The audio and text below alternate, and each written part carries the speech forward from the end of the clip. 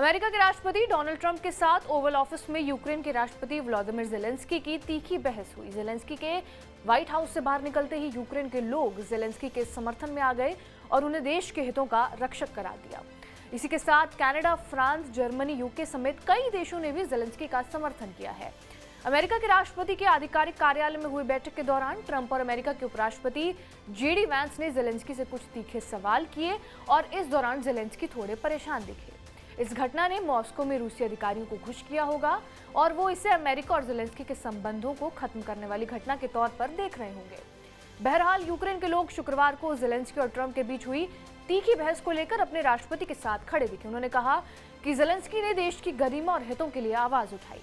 Trump और Zelensky के बीच हुई तीखी बहस के बाद कई देश अब ज़ेलेंस्की के समर्थन में आ गए। वो कौन से देश हैं? दरअसल Slovenia, Belgium, Ireland, Austria, Canada, Romania, Croatia, Finland, Estonia, Latvia, Netherlands, France, Luxembourg, पुर्तगाल, स्वीडन, जर्मनी, नॉर्वे, चेक Republic, Lithuania, Moldova, Spain, Poland, UK और ईयू ब्लॉक के साथ ही इटली ने शिखर सम्मेलन का आह्वान किया और ये सारे देश ज़ेलेंस्की के सपोर्ट में आ गए हैं।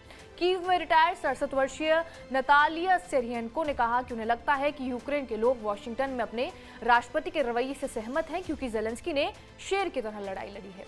उनके बीच बहुत तीखी बातचीत हुई, लेकिन ज़ेलेंस्की यूक्रेन के हितों की रक्षा कर रहे हैं।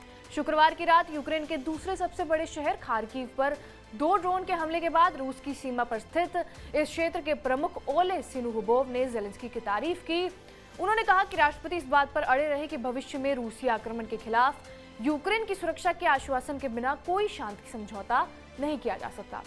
सिनुहुबोव ने कहा, हमारे नेता दबाव के बावजूद यूक्रेन और यूक्रेन वासियों के हितों की रक्षा को लेकर संकल्पित हैं। हमें सुरक्षा की गारंटी और न्यायपूर्ण शांति चाहिए। कीव के निवासी 37 वर्षीय आर्टेम वसीलीव ने कहा कि उन्हें लगता है कि ओवल ऑफिस में बातचीत के दौरान अमेरिका ने पूरी तरह अनादर दिखाया, जबकि तथ्य ये है कि यूक्रेन पहला देश है जो रूस के सामने खड़ा हुआ है। वसीलीव ने कहा, हम लोकतंत्र को बचाने की कोशिश कर रहे हैं, लेकिन हमें अपने योद्धाओं, अपने सैनिकों और अपने देश के लोगों के प्रति पूर्ण अनादर झेलना पड़ रहा है।